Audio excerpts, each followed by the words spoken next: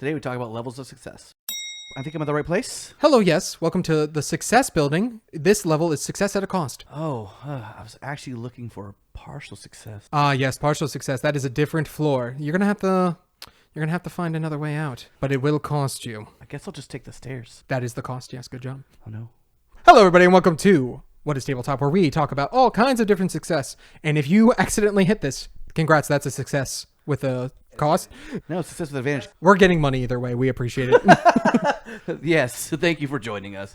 Like, comment, subscribe. Tell us, what is your favorite kind of success? Is it just the normal success? Are you that kind of person? Or are you a critical success person? Wow, you're so original and unique. Let us know. Join our Discord where you can make more successes and or failures while you're there. Indeed. And of course, you can become a Patreon or YouTube member. They're the ones who truly gave us a critical success. Just like Dreamer Alexi Reeds. I'm assuming that's correct. Thank you so much for your support. We appreciate you and your kind and your money. Critical success. You're kind and your money. Listen, I have to give it enough time so they feel like the shout out was worth it. It's just like, it was almost like you were thinking like their entire What are we talking about, Charles? We are talking about the different levels of success, which I think we've talked about that before, right? We've kind of talked about it before, of just like the different ways RPGs can do it. Right. We're going to be talking a little bit more about things like failure states and the difference between succeeding at a cost, partial success, because, oh boy, there is a difference. And I think most people don't know it. And we're going to try to give some tips on like how you can do these things, some RPGs that give good resources for how to utilize this stuff. Because let me tell you, figuring out a success with a cost off the top of your head can be very difficult, and so we're hopefully here to help you out. Yeah, I know we've had experience with that with Candela Obscura type thing, and that's definitely something I always harken back to, where it sounded cool at the time, and then in actual playing of it, I'm like, I'm not sure how I felt about it. Right, So and that's how a lot of Powered by the Apocalypse games kind of go, is Yeah. those success with the cost. Yeah. And even still, like when we're playing Brendlewood Bay, which we will talk about, I still have issues of like, okay, wait, you failed, kind of, what does that look like, even though they give descriptions. So we'll talk about that. So, all right, let's talk about what's the importance, why even have these different levels of fail states. Because if you just succeed and there's no consequences to your actions, there's no point in like rolling the die and like doing all the thing. I think part of the reason we like RPGs is because there is a sense of the thing not going the way you want. Especially if you like the improv of things, it forces you to kind of think on your feet a little bit. And, not having guaranteed successes or like successes at cost, it kind of lets you like, okay, cool, I'm still gonna get what I want, but there will also be this consequence that goes along with it, which doesn't have to be like a bad thing necessarily, but usually it feels like it is. Again, depends on the game. I would argue success with a cost is that, but we'll get to that a little bit later. So we're more talking about right now in the sense of like failure states, right? If you do not have a sense of failure, what is the point? Many RPGs, including D&D, will state a fact of do not have the players roll if they're gonna succeed anyway.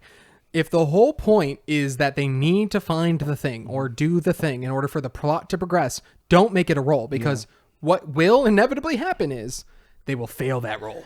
Well, and the crazy thing is too, it's like, I can't tell you how many times we've come across people. We spent the entire like session trying to open a door. I'm like, that should not be a thing. Yeah. I'm sorry.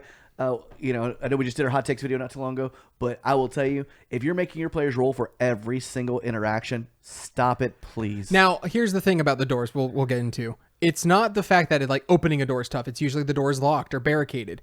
You need to have a narrative reason why it's locked or barricaded. Yeah.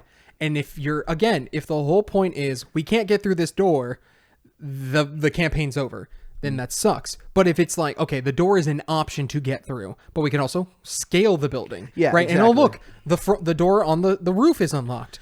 Having different avenues for success is important in that regard. That's kind of what I guess I was getting at, was just like, there are times where I've heard GMs and we've heard the horror stories of like, they make everything a role. Everything should be like, everything's supposed to be a challenge. I'm like, if I'm in my own hometown, my character's own hometown, getting to the tavern should not be difficult. I shouldn't have to roll to find it. All right, I want to look outside and see if there's any problems going on. Well, the Dragonkin just attacked, but roll perception. I got it too. Nah, nothing's going wrong. So, like, it's the point of like the slapstick comedy type things, falling on a banana peel type situation. That's insulting to the player, not to the game, but to the player more so. Yeah. So anyway, failure states are good because it gives the risk to it, but you don't want to have everything be a failure state. And so let's talk about that a little bit. How often should you allow players to fail? So to me, there's a percentage. I think they should be succeeding more than they're failing, Yes. but not by a whole lot. Like 60-40 maybe 55. Yeah, I would argue there is no good percentage. Yeah, This is one of those things that is a feel. maybe a range even. You can say things like, well, the players will succeed 72% of the time. And that doesn't matter because the players are not going to remember the fact that they're succeeding 72% of the time. What they will remember is the moments where they fail and it sucked. Yeah, let's talk about moments where I took chances on Daggerheart in our current campaign. Right. Like, by all means, I should have succeeded at least once, but every time I failed. Very, very quickly, he's talking about the risk it all death move where you roll Yeah. 2 dice, and if one is higher, you come back to life. He has done it 5 times and never once. Never once did it come up where the hope die was higher than the fear die. I Which, believe. like, statistically is unlikely. Yeah. Now, compare that to the rest of the party, who every time they've done it, perfectly fine. Which- then the statistics work. Yeah, so it was one of those things too, where it's like percentages are basically a way to give you an idea, but it doesn't mean it's going to happen exactly how you plan it. Because again, it's statistics, and statistics can be skewed and altered a little bit, even with. Well, and you're again, not guaranteed. The feel of it is Yeah. kind of what we're talking Yeah, about, right? We exactly. talked about before where we're making a game, and at first it was a 50% success or failure rate. On paper, that feels fine, and players would say that works. In practice, they hate that. 50% sucks. I will tell you right now. As like, I remember when we talked about that, we were discovering that. I was like, oh yeah, 50% is a terrible. Right. Yeah, you want to be higher on the success rate versus because again, you're playing a game to be kind of amazing. Yeah, if we look at D&D as an example, a +3 modifier is a very average modifier. Right. And so that means if you roll, if you're trying to hit a DC of 10, you're hitting that like 70% of the time. That feels right. And the 10 is an average difficulty, right? Right. So that makes sense. But like, again, you're hitting it 70% of the time. That feels like, oh, wow, that's still pretty good to hit 70%. Yeah, I mean, if you look at like how we do, averages here in America for like grades and stuff, that's a very we call it average or below average, I guess. Which is funny because it's 70%. So, Right? yeah, but yeah, whatever. It's still passing. You're still going to pass. So anyway, we talk about all this because ultimately your players are going to remember the failing moments more often than the success moments. So there's a few different ways you can do it. You can just increase the likelihood of success, but then like if failure never happens, they're going to feel, when it does happen, it's going to feel bad. Yeah. So one method, and I'll flash up on the screen, there was a person who left a comment of just like, you want to keep the cycle of winning. It's not that the players lost, but rather that the enemy, the monster, succeeded, and now it's a complication to the players, right? It's not, wow, we lost that fight. It was, wow, we had to retreat because they were able to move forward. And now we have to look at the next ways we're going to make things happen. I think that's where D&D fails a little bit in the sense of it isn't all or nothing. Right. It's either we kill all of them or they kill all of us. And that can be problematic. But other games don't necessarily have it that way, right? Let's talk about Land of Eam for a second. We have merch. That's right, Charles. We do have merch. That's right. You can grab all your favorite What is Tabletop merch from fourthwall.com or just use the link in the description. Or, of course, there's this fancy new thing like over here. We have the This Is How I Roll because Charles likes puns. Or my favorite shirt, optimization is the best offense because I said it. Roll the clip. Optimization is the best offense. What I hate most is when I have my fellow party members just causing all kinds of chaos. So I'm going to grab each and every one of them proficient in causing more problems for the party because each of them deserves to wear that shirt. And I'll wear it with pride. But you won't cause any problems if you go pick up a merch right now. High five! Land of Eam has a unique style of you want to parlay first, then you want to move, then you want to improvise, and then you want to attack. By the sheer fact of how the game works, even if you fail at parlaying too many times and then that gets logged off to you, there's still other methods of succeeding, right? It's more that this route is now gone. So how are we going to make this work, right? You guys fought a very, very dangerous Draco pillar and and you had to try to parlay with it. You tried to wrangle it and you guys kept failing at that until one of you was like, wait, what if we use this net and we trapped it and then we ran away? That's the thing too. I feel like success doesn't have to be measured with, oh, I killed the thing or I knocked out the thing. The success could be like, we made it out alive. And I think we as a community, as players, as GMs, we need to focus on making that survival feel like a success. Like, oh, you barely made it out by the skin of your teeth type situation, but you did it. Now, and again, I always argue this, the mechanics help to reinforce that. Right. Again, by the fact that in the order of operations, running away is before fighting something. And if the monster's going to fight you, it's going to happen after you've already run away. That encourages the players, hey, if you're over your heads, run away. D&D doesn't have that. There's no good mechanic for the let's bail and get out of there. If there was a mechanic in D&D, which obviously you can add to it, but that's its own thing. If there was like a push button, okay, the good news is none of us die. The bad news is we run away and look like cowards. Hey, that's fine. But there isn't necessarily a mechanic for that. So you can have a GM who constantly reminds players, like, by the way, you can run away. The game to its own self, its rules need to also allow for alternate win conditions that aren't just combat, or else the players are going to feel like that's the only way they can win. Well, and I feel like, again, going back to what you were saying, D&D, that's basically what D&D feels like. Whenever a combat's presented to you, you have to fight, you have to win. Yes.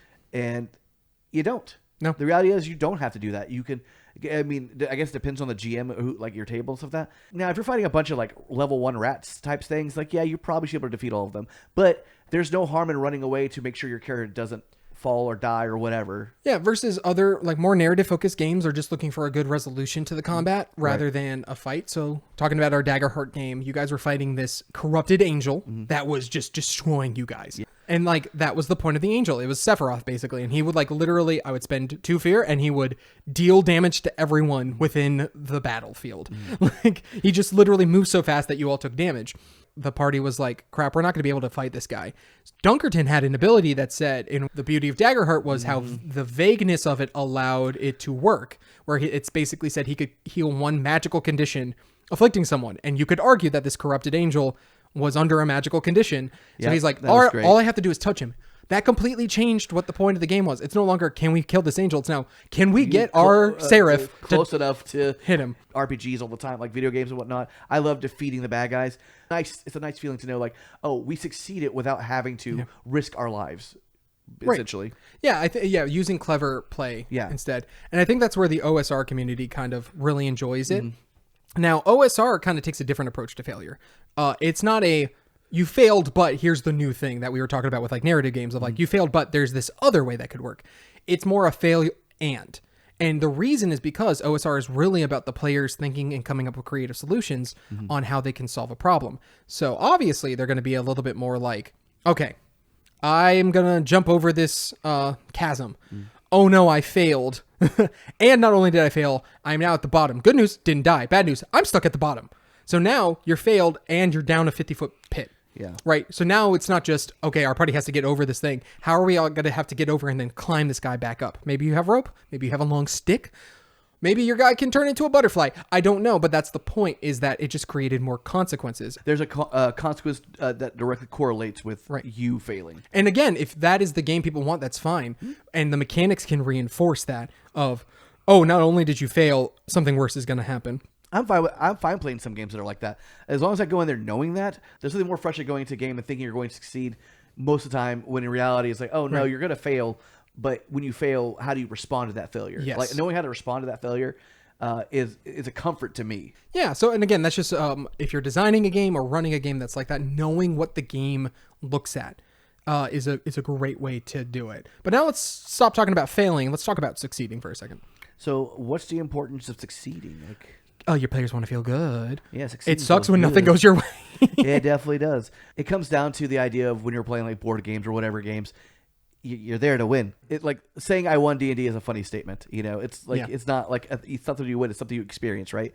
But there are elements that you do win in the game. So like when you're playing a role playing game, you want to feel like you're not totally useless. Because I can tell you, there's been several times where I've created a character. I'm like, this character's pretty darn useless now. I'm like, I thought it was a cool idea, but it's useless now. So yeah, you want to be able to do the thing your character can do. And now some people are going to be like, what if I want my character to fail? It's like, well, then that's you. And that's fine. And that's again, fine. I think that's okay if you want, if you're developing a character for that. I think that's better for more narrative games. But if you're going to have a game that's where, you know, combat or success is in order to achieve the thing, then you're going to want to succeed. Like there are certain games we've talked about. I can't remember what the game was called, but you said like you level up when you like die or something. Oh yeah, that was like, so failing. Yeah, Phoenix Dawn Command or something like that. Yeah, that's a different. I can understand having the desire there, but outside of those kind of moments, I think majority of us play to succeed. There are some games where, in order to level up, I believe Mouse Guard does this, where you need to fail at a roll in order to get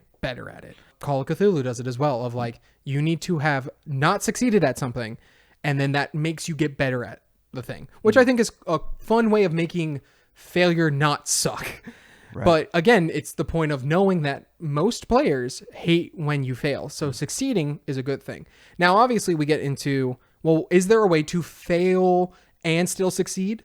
Obviously, yes. We've talked about it before. There's success at a cost versus partial success. And let's get into that, because I think a lot of people will think they're the same thing, and they're inherently not. What is a partial success? And then next, tell us what a success at a cost is. So a partial success is, I'm going to do the thing. Oh, no, I didn't get there. Right. A success at a cost is, I'm going to do the thing and something else happened. Yeah. Right. So it's the yes almost versus a yes but. Yeah. Right. So let's go back to our example of jumping over a ravine. All right. If I get a partial success on jumping over this ravine, then that might be something like, okay, you get there. Like you're busted up or something. Yeah, you hurt. No, I would argue that's more of a cost. Like you take some damage. You get there, but now you're on the cliff face. Oh yeah, okay. Right. Correct. Like it's a partial success. Like you're like, you got part of the way there. Exactly. I think it's all in the verbiage, the wording of it. So now you might have to make an additional roll in order to climb over the thing, and maybe that's something you're better at, and that's okay. Versus the success at a cost is, I jump over the thing, and because of the way I jumped, I actually hit a dagger that was there, or some sharp object that's there, and now I took a damage, aka I lost something bad happened to me, but I succeeded at the thing.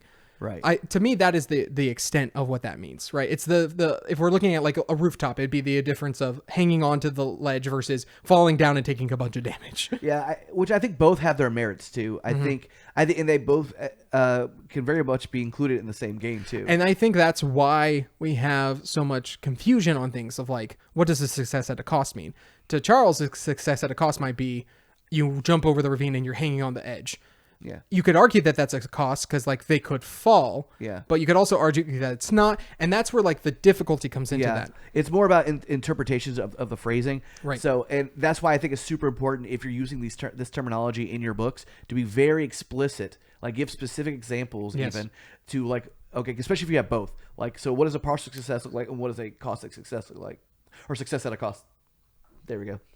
Yeah, and again, I would argue don't have both. Choose one or the other. I'd agree. Choose one or the other, and then kind of just go from there. So, are there like different types of mechanics you could have that surround that, like that go with this concept? Yeah, because as we talked about before, partial success at a cost can be tough immediately in the situation. You're already having to improv the random things your players are doing, right? Right. To have to then on top of that come up with 3-4 different solutions, like outcomes that could happen, can be very difficult. So games that give you something, give you a mechanical framework to work off of, can be alleviating to the GM of like, cool, I don't have to think of what the success at a cost is. This thing happens. So we talked about it before, but Star Wars has its advantage and disadvantage system, which just basically means you're rolling dice, and if those certain die faces come up, you basically get like this pool of resources that you can use. What's nice is they give you a list. So if you get 2 advantage, you can be like, cool, I'm going to spend 2 advantage to give my ally, an extra die on their next roll. And then you can retroactively work in, how did that work? Okay, well, I'm blasting at the dude. My guy's a melee guy, so I'm providing cover fire, and that's making it easier for him to swing and hit our target. Or if you get a negative, it's like, well, what happened? It's like, oh, as the GM, I'm going to say you run out of ammo. So it's like you've been firing too much and you just failed at it. Like you hit him, but you overcharged your pistol, and now you have to wait a turn. Yeah, exactly. It's where one of those things where the mechanics leads into the narrative, and it's nice when that happens. Now, most, as we talked about before, Powered by the Apocalypse games, they give you what are called GM moves. And basically, a GM move happens when the players fail or partially succeed at a thing. Right. And what's nice is the GM moves they give you tend to be pretty well understood. Of like, they're written out like this, do this move when this happens, do this move when this happens. It can still be complicated. Again, there's many times where like the players are rolling a metal check and it's like, all right, you're trying to find a clue. And oh no, you roll a 7, which means you kind of find a clue or there's an issue. Yeah. And again, because it's vague, it could be confusing of like, well, did you only find part of a clue? Did finding a clue expose you in some way? That can be a little bit difficult. But still having those options available of like, here is a list of things that could happen because of what they did is super beneficial in that regard. Yeah, and it gives you enough workaround. The vagueness is supposed to help you, right? Like, it gives you the opportunity to, like, okay, you get the clue, but this happens instead, or someone sees you get the clue, or whatever. It gives you the option of, like, yeah, you're still getting the thing you need, but it may not be the best circumstance in which to get it. Yeah. So what's nice is too, in certain Powered by the Apocalypse games, is that as you go further along, you unlock more and more GM moves. Mm-hmm. So like right now in our Brindlewood Bay campaign, I have a new GM move of when the players fail at something or super succeed, depending on like the circumstance, I can reveal more of the town's history to them. Oh, that's cool. Right. And so but I can also use it as I wish. So it's like, let's say hypothetically, one of the grandmas who's in a wheelchair gets kidnapped, hypothetically. And maybe they keep failing their roles. So I reveal some more information to them, and now they're like, oh, I see what's going on. So they don't feel like, oh, crap. It's like, I can't do anything. It's like, no, you've learned more information about the darker conspiracy that's going on. Which is really funny, too, if you think about it, especially if you lean to the Lovecraftian side of that. Mm-hmm. It's like, oh, I learned this information. Who's going to believe me? Right. Yes, absolutely. Oh, your fellow matrons, obviously. Yeah. Mavens. I don't know about you.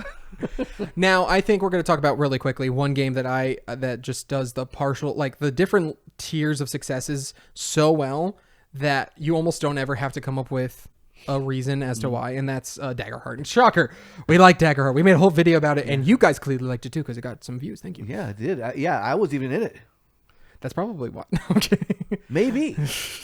Let us know in the comments. So Daggerheart is a very unique system of rolling 2d12. One's your hope, one's your fear die. Whichever one is higher determines a resource that's generated. Right. And then you either succeed or fail at the thing. And basically that creates a really nice grid of like succeed with hope, succeed with fear, fail with hope, fail with fear. Right. Which is basically the same thing as succeed and something good happens, succeed but something bad happens, fail but something good happens, fail but something bad happens. Yeah, those are your options. But what's nice is because it generates a resource, the GM does not always have to come up with that cost or that reason as to why things got better or why things got worse. Well, the other thing too, it builds tension because you get a resource and you can use it anytime, like within the rules or whatever. The fear that we've generated that we give to you that we may have generated a while ago you can be like, oh, now this comes into play. Now here's the 3 fear I'm going to use to make the big bad appear or something. And again, this can also fit into, right, you can retroactively do some things, right? Mm-hmm. So maybe in this moment when you guys are scaling the cliffside and guards are coming and one of you succeeds with fear, I might be like, oh, maybe the guards notice you. Right. Instead of doing that, I can just bank that fear and then later on be like, oh, and by the way, 3 more guards show up. I spend a fear. Mm. Oh, because they noticed something was going on and have followed your trail. Yeah, exactly. It gives the GM, I think, and the players some leeway, but specifically the GM some leeway as to how to resolve something. They don't have to resolve everything right then and there. They can wait and hold on to that resource and resolve it at a later time. And then, like I said, kind of do like a flashback. They're like, oh, yeah, by the way, when you fail that roll, this is what happened, or roll to fear with it. I love that when you're in combat for Daggerheart, whenever you roll with fear or you fail a roll, it goes back to the GM. And again, that means you don't have to come up with a reason of like, well, what was the success with fear? It's like, no. The fear is, oh no, they're going to attack us. Yeah. Oh no, something bad's about to happen for free. Crap. But I love that we see the fear. Like, I love that you have the little tray for the fear resources that we can see it. It adds a lot of tension to the game. Yeah. But it also gives us kind of an unfair meta advantage a little, too. We're like, okay, I think he's got no fear.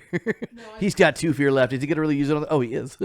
And again, I think that's why they allow you to have 1 free fear whenever they fail. So that does help. Which I think is great. Yeah. Now, ultimately, you should figure out how much, like we said before, how much are you going to succeed or fail? But also, like, how much control should the players have when it comes to making the characters over how much they fail or succeed, right? So dice curves tend to give you more control because it's a very obvious plot of like, this is the most occurring number that'll happen, which means you can set your average difficulty to be like, let's say hypothetically roll 2d6, 7's the average. Yeah.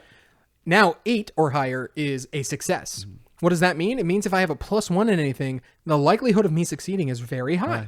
And so that's something you want to factor in and think about. But that gives players more control. It's easier math for them to understand of like, wow, a +2 means I'm really likely to succeed. Like, look how much more percentage I get by just having a +2. Meaning if I roll a 6 or higher, oh, I'm likely to like do really well on it. Right. Versus just a single die, your player, it's a little more swingy, and we talked about before. You still have the same probability, but you have no it's not as reliable, if that makes sense. Like a 1 in a 20, it's the same likelihood versus like getting a 7 or higher, there's much more of a likelihood. So that's just something to think about in regards to that, is like how much control do you want over it. Now you can still have a single die roll, but still have players have control over that. That's what Pathfinder 2 does. Specifically in the levels of success, where every modifier is so important, because if you get 10 above the target number, that's a critical success, right? Rather than it being a random die roll that determines if you get a critical success or not, it's all up to, did your players build properly? And now the likelihood, like every +1 matters. And that gives more control over to the players on if they succeed or fail. I think optimizing is super important with that game. I think if you're not optimizing, you're not going to have a good time. Yeah, and here's the thing. More control isn't bad. Less control isn't bad. Right? If we're playing a horror game, arguably less control is better. Yeah. The reason I'm playing the horror game is to be on edge. I want to be like, if I fail, bad things are going to happen. So it's very exciting to find out what happens when you do fail. I mean, that's the entire point of 10 Candles, is that you are slowly losing control over the course of the game.